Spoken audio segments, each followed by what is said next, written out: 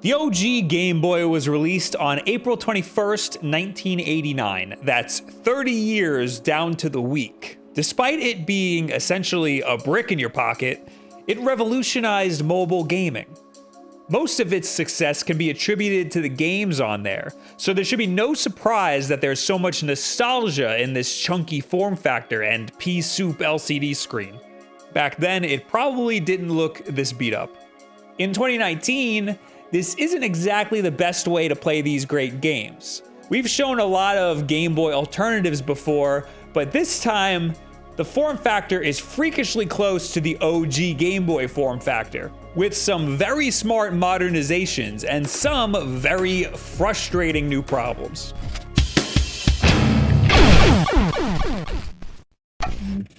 The Retroflag GPi case is not an all things included Game Boy emulator like some of the things we've talked about in the past. This is essentially just a case for the Raspberry Pi Zero, which is a very cheap, teeny tiny computer. You can find them for usually around $10 or $20 for one with wireless, or $5 without wireless if you look hard enough.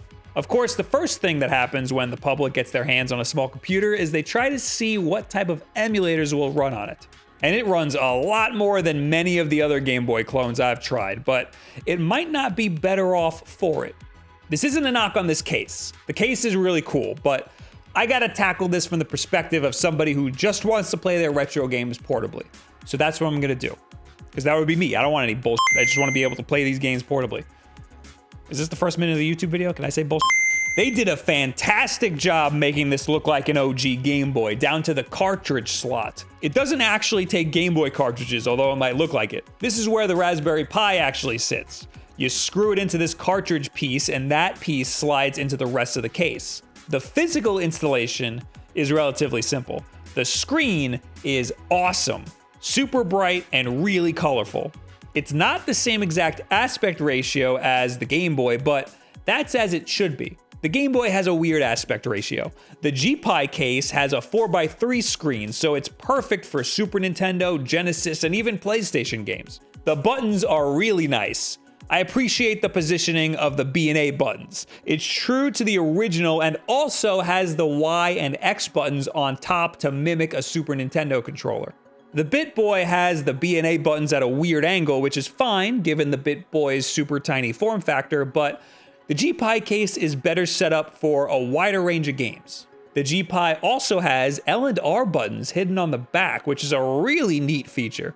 It's got a contrast and volume slider, a headphone jack, and a DC in just like the original. Right? The original has a DC in, right? Yes. Oh, and where the link cable goes is where the micro SD card slot goes, but don't take that out while it's on. That's important stuff in there. There's also a micro USB port on the inside for firmware updates. I should also note that this runs on 3 AA batteries, which is better than the 4 that the original Game Boy uses, but there's a bigger problem with AA batteries than I was expecting. After about a day of use, the game started to stutter, and I thought that was just bad emulation, but then the screen started to flicker, and then it got worse and worse until finally the unit just restarted itself, and then it struggled to boot back up, and then it restarted itself again until eventually it just didn't turn back on. Okay, that's cool. I took it apart to see if that very delicate ribbon cable has come loose, and it did not. I plugged in the little USB to DC power cable that was provided with the unit, and that seemed to work just fine. So there was no indication that the batteries were dying other than the entire unit just not working anymore, which is a huge problem. There's a whole shutdown process that the unit has to go through. It'd be like just unplugging your computer from the wall. You don't do that. You don't do that, right? Anyway, if you have a Raspberry Pi already, or you're thinking about getting into open source emulator tinkering, and you want to be able to play those games portably, then you should probably get the GPi case. Just be careful about the whole battery thing. It feels like an OG Game Boy, from the buttons all the way down to the plastic used for the case. Now let me tell you why the Raspberry Pi Zero sucks. This isn't exactly a plug-and-play system. You have to put the firmware on here yourself. Retroflag sent this unit to me all set up already, which I'm very grateful for. Otherwise, you'd have to go to the RetroPie website and download their pre-made installation, but you can't just drag and drop that onto the SD card. You have to download an installer. which isn't the end of the world.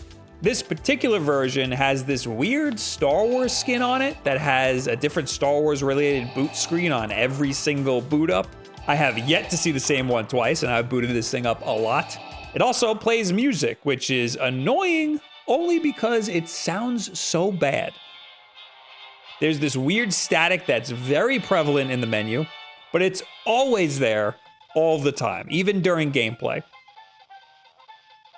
It's also terrifying when you turn the unit on and put it down to wait for it to boot up, and oops, I left the volume at full blast and now it's yelling a Spaceballs quote at me from across the room. As far as emulation goes, it's awesome that the Raspberry Pi Zero can play all different types of emulators, from the Atari 2600 all the way up to the PlayStation. But it doesn't run any of those emulators perfectly. I was actually pretty surprised by how well it ran some PlayStation games. It's not amazing. You are missing the L2 and R2 buttons, which could be a problem, but it gets the job done. Star Fox is really bad. I noticed some slowdown with Mega Man X on SNES, and I don't think it's the 50 Hz European version. I noticed severe slowdown with Mega Man Zero for Game Boy Advanced. This thing should have plenty of power to run a game like that. I also noticed that Sonic 3 sounds horrible, which is a telltale sign of a bad Sega Genesis emulator. And it's not just because of the fuzz. It's like a different pitch. There's also some weird slowdown in Shinobi 3. Now, I haven't tried every single game, but you can get the hint that a lot of games are gonna have some weird slowdown. Everything is playable, don't get me wrong, and it looks good for what it is. Just don't expect analog or even PC emulator quality out of this thing. It's just okay emulation. Game Boy games run just fine though. Like I said before, the Raspberry Pi can't just be turned off. There's a whole shutdown sequence that it has to go through. Shout out to Retro Future for reminding me of this. Retroflag has an on-off switch on this case, and they have a configuration file that you can download off their site that will run the power off script whenever you power it off or flick this switch to the off setting. They gave no other instructions besides just download the script. So hopefully by the time this releases for real, there will be more clear instructions for how to get this thing working. Mine was pre-installed, even though I don't see those files on the micro SD card at all. Maybe you see something here that's similar. There's also an on-off safe shutdown switch in the battery compartment. I don't understand what that's for, since you have to take the batteries out to even access it. And won't it be off by that point anyway? So I guess this switch is just gonna stay on forever. I should also note that this thing takes forever to actually boot up. By the time it's done, you'll already be on your phone looking at memes, and then what's even the point of having a portable console to begin with? If you have a limitless budget and you're looking for an easy portable emulator, I suggest the GPD XD. It's very expensive, but you can play all different types of games on there very easily. Some people even get Dreamcast games running good on there. Hell, I would even suggest a DS Lite with an R4 before suggesting this thing. If you just want to play Game Boy games, I still recommend the BitBoy. It's way cheaper at only $40. The screen is just as nice as the GPi case, and it's way, way smaller. You can actually put this thing in your pocket and forget that it's there. It's also pick up and play. Everything's all set up and ready to go already. You just have to drop the ROMs on an SD card and that's it. And the battery's rechargeable.